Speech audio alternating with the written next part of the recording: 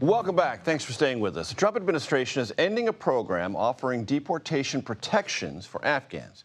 Afghanistan's temporary protected status expires in May, with the Department of Homeland Security announcing it is terminating the program as of early July. It allows migrants to obtain work permits and therefore avoid being deported. Shawn VanDiver joins me now. He is the president and board chair of Afghan Evac, a nonprofit formed during the United States withdrawal from Afghanistan that works with the U.S. government to support Afghans. Shawn, it's good to have you with us. Our numbers at CBS say this would implicate about 8,000. You say 11,000. What accounts for that discrepancy? Sure. So first of all, thank you so much, Major, for having me on today to talk about this.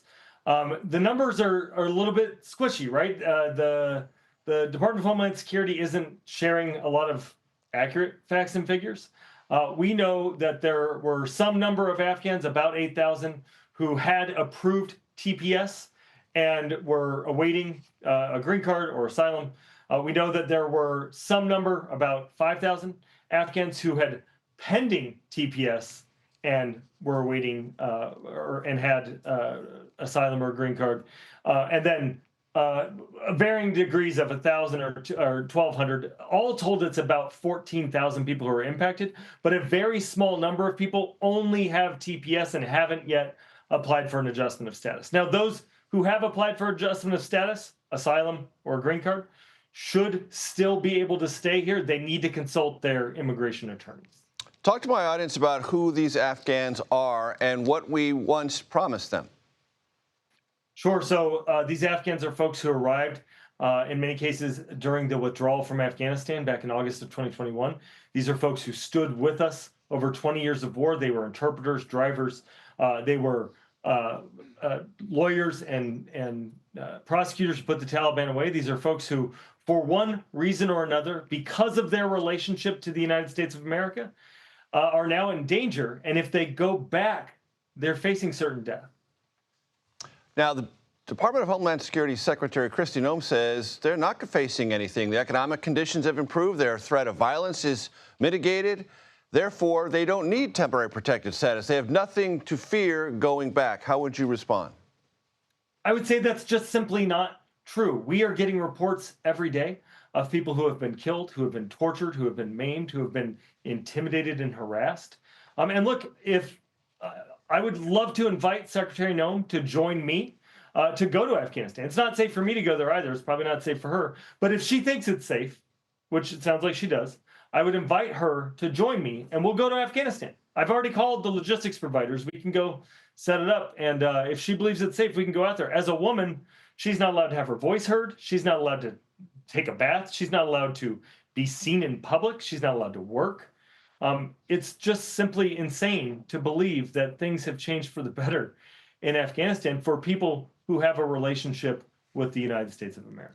Shawn, one of the criticisms I've heard about this program is that some of the Afghans who might be in that large number, 8,000, then 5,000, maybe another 1,000, some of them are gaming the system, that they weren't interpreters, they weren't lawyers, they weren't drivers. They just would like to come to America, and they're trying to represent themselves as something they actually weren't when we needed them most. How would you respond to that? I'd say that that's probably a very small number. And even if that is true, these are folks who were brought here by the United States of America. They didn't just pop up here, right? They were brought here by the United States of America during our withdrawal. And now they've been here for 3.5 years.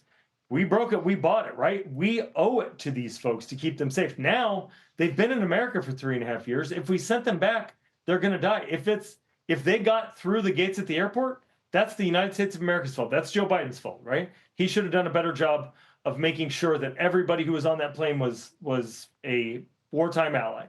But the truth is that everybody who was on that plane now has a relationship with the United States of America. And the folks that didn't have some sort of claim, were just fleeing Afghanistan, is a very small number. The bulk of people that are impacted by this are folks who stood up for the idea of America, fought for our ideals, and are now at risk because of their relationship to us. And Shawn, briefly, how would you describe their resettlement process here in the last 3 years? It's been rough, right? The Biden administration had to rebuild after the first time the Trump administration deconstructed resettlement and refugee processes. It took a while. They were humming along at 5,000 Afghans leaving Kabul a month on 28 flights, going to a third country, and then coming here.